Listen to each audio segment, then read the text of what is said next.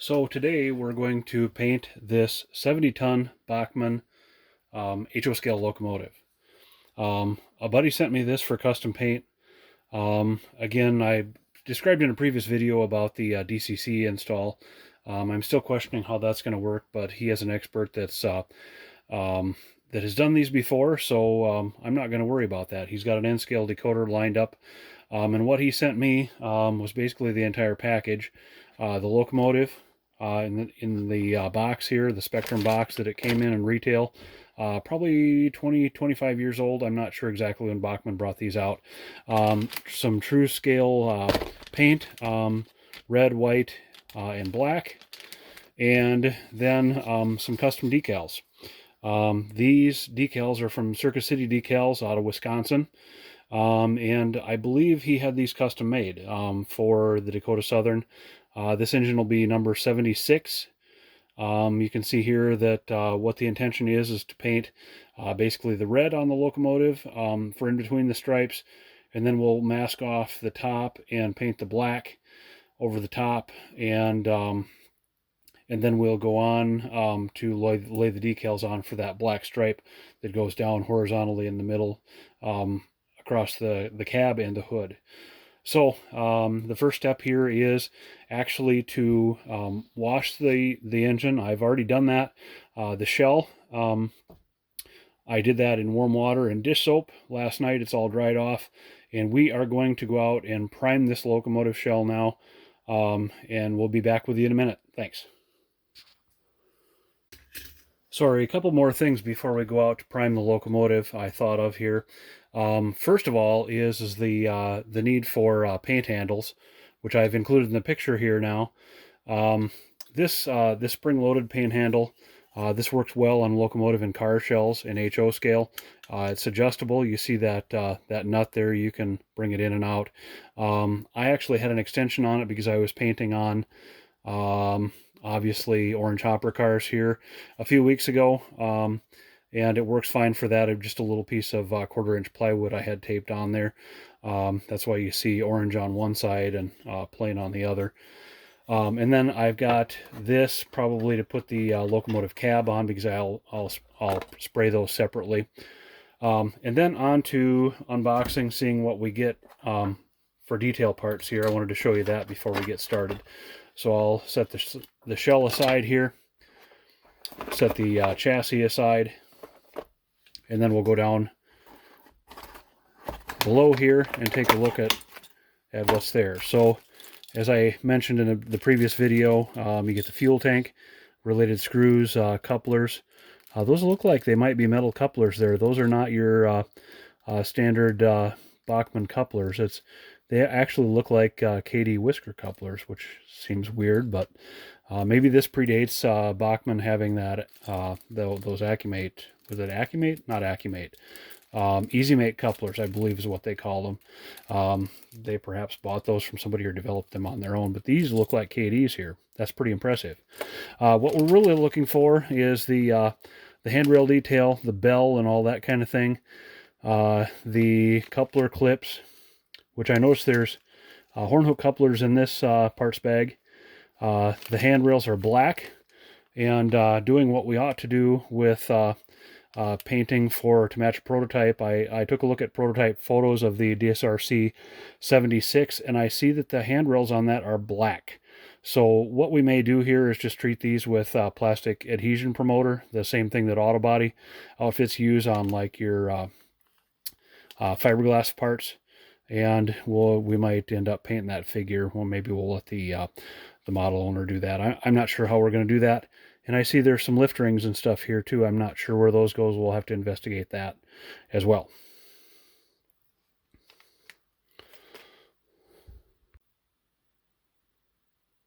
One last interruption here.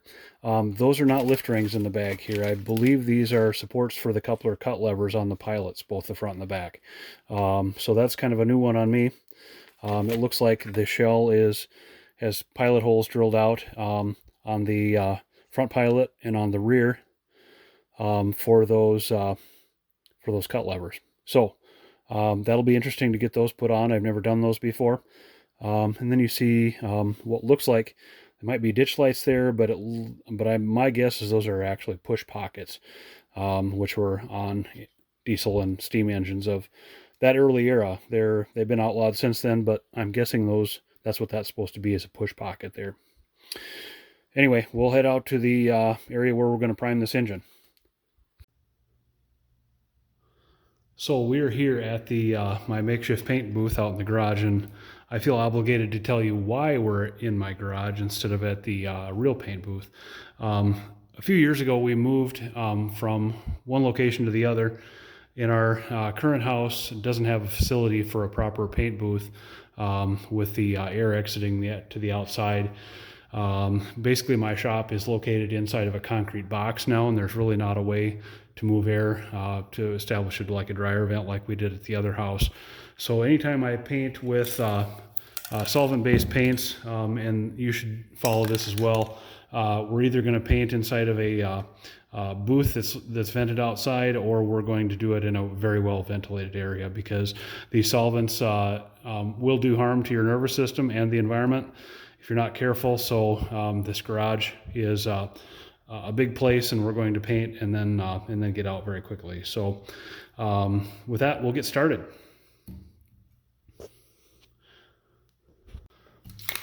So we're going to get started painting the primer.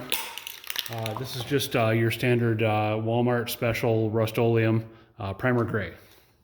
And what we're going to do is we're going to paint the entire model, and we're going to start the stream of the spray before we actually hit the model, so we make sure we don't get any big blobs on the model or anything like that, because these aerosol orifices are notorious for not doing a very good job with the paint. So we'll be very careful, we'll move quickly, and we'll aim to have the paint nearly dry by the time it hits the model.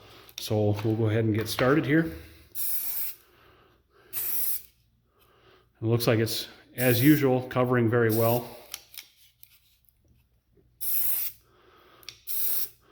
Usually 1 or 2 passes is all it's needed, and you kind of do want to fill in the spots that didn't get hit, the detail parts and things like that. The step wells are sometimes especially difficult to hit, and I am getting a little bit of my skin there. I should have had a glove on. I couldn't find my nitrile gloves, and my other latex gloves have kind of some sticky orange paint on them, and I didn't want to leave residue on these handrails.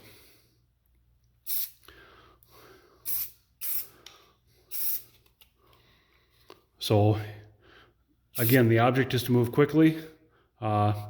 Start the stream of the paint before you hit the model with it, and end it after you get away from the model. So that looks pretty good. That's going to give us a nice surface with some good tooth to it for the Tru-Color paint to adhere to. We're going to set that aside and let that begin to cure. We're going to move on to the cab here. And the same is true with the cab as well. So we're going to hit all surfaces really quickly. You can see that's covering wonderfully. This paint is pretty reliable for that, I found. Among airbrushers, rattle cans have a really bad name.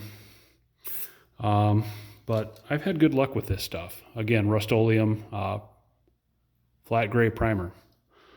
And again, what we want is some tooth for the real color that we want to paint on the model to adhere to.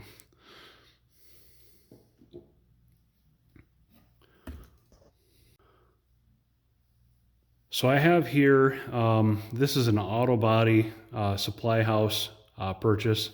This is pretty expensive. This is what the auto body guys use to treat fiberglass before it gets painted, automotive fiberglass. And other things, because as you know, or you might know, that paint does not like to adhere to fiberglass very well.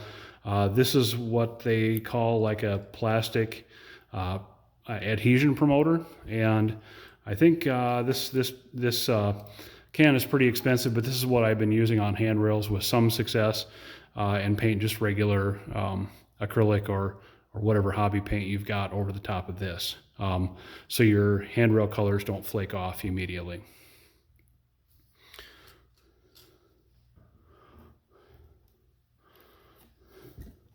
And I'm trying at this point not to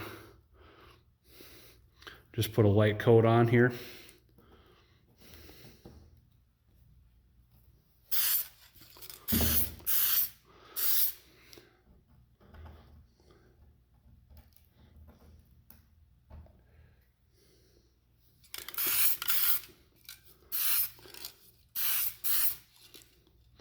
So these end rails that are going to be white, I want to make sure that those get hit well. Turn those over so we get both sides of them. The ends. And again, I'm painting in a well-ventilated area here.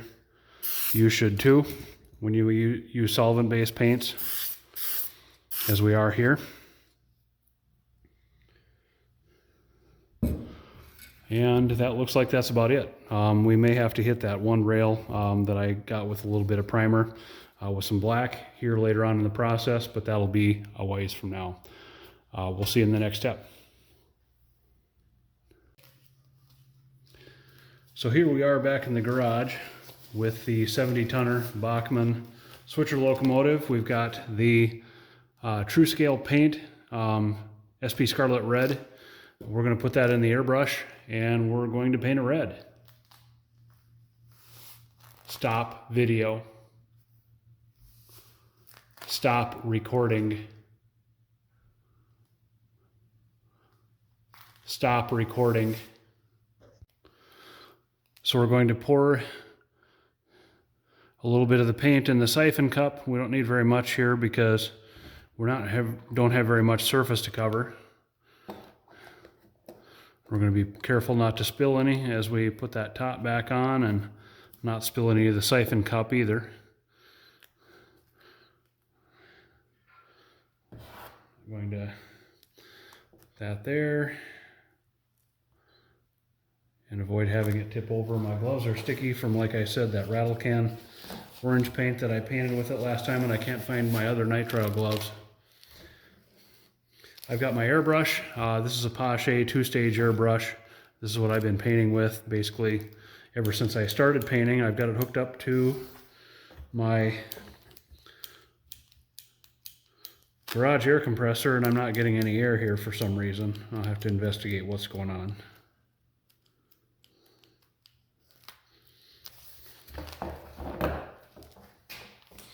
Perhaps the regulator went all the way down.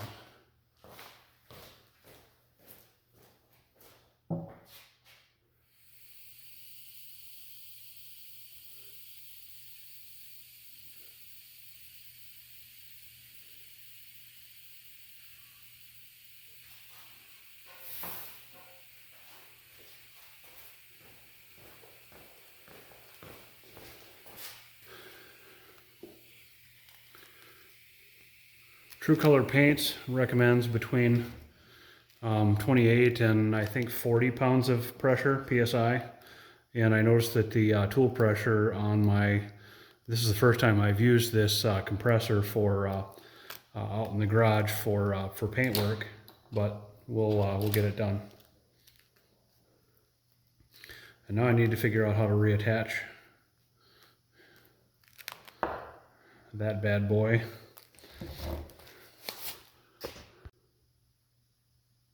So we're back in the garage again.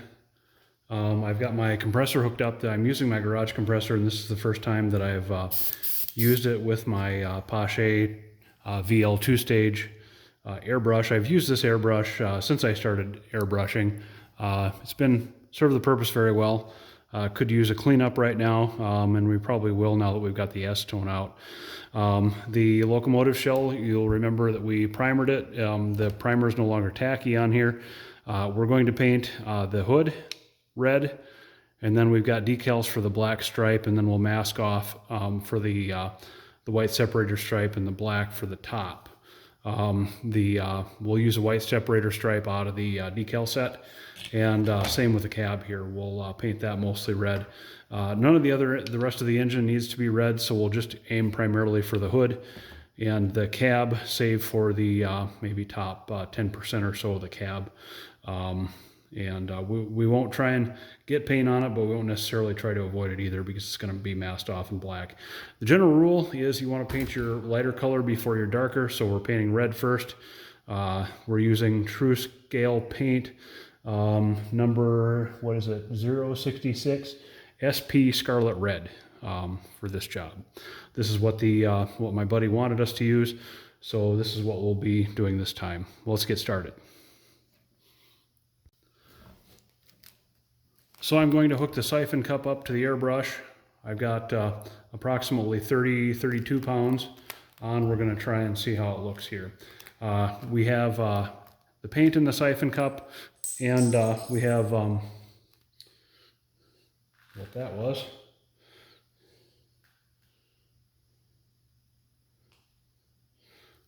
And we have acetone in the other cup here. We'll get started. We don't need that stuff painted red, so we'll put that off to the side. And again, the same rules that apply with the rattle can apply with the airbrush as well. Start painting before you get on the model. We want the paint to be just about dry before it hits the model. And we're putting on light coats. We're not putting it all on at one time.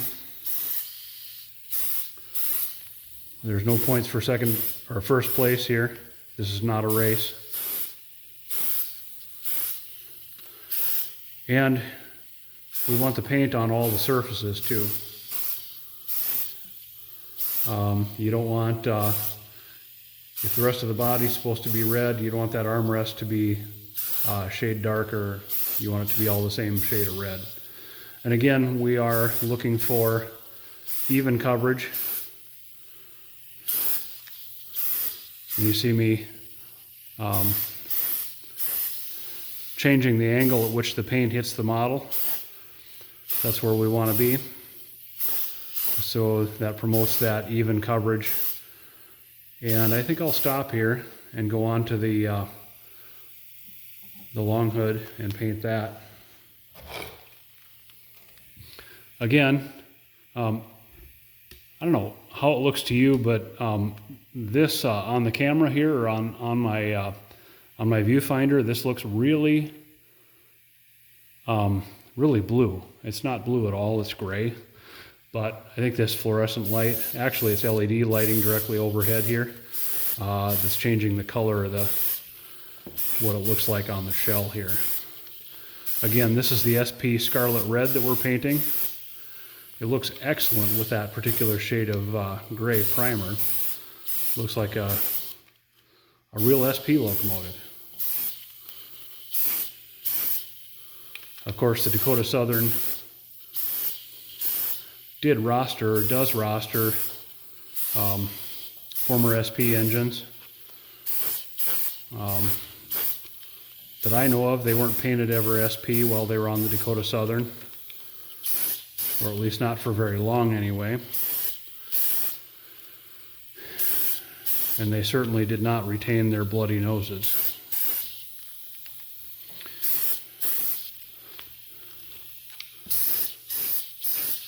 Again, we're starting the paint before we get on the model and ending it after we have sprayed past the model. And we're trying just to get the hood here. Nothing else on the model needs to be red. All the running boards and the step wells and stuff are black. Again, we're not trying to avoid spraying them, but we're not necessarily trying to spray them either. So I'm differing my angle a little bit here, angle of attack with the airbrush. So we get all surfaces painted red. We don't want anything different colors. That looks like it did a pretty good job. I'm pleased with that. Looks like we'll need a little bit of a refill on the red paint. I'll do that and I'll be right back with you. Stop recording.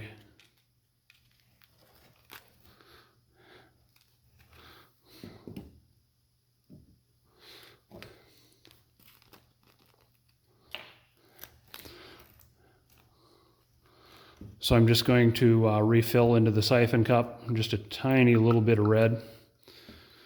If we get too much in there, it isn't a big deal. We'll put it back in the bottle when we're done. I want to touch up this cab just a little bit more. So we've gotten all the painting done. The red is on. We'll wait for that to dry a bit. And for now, we're cleaning up the airbrush.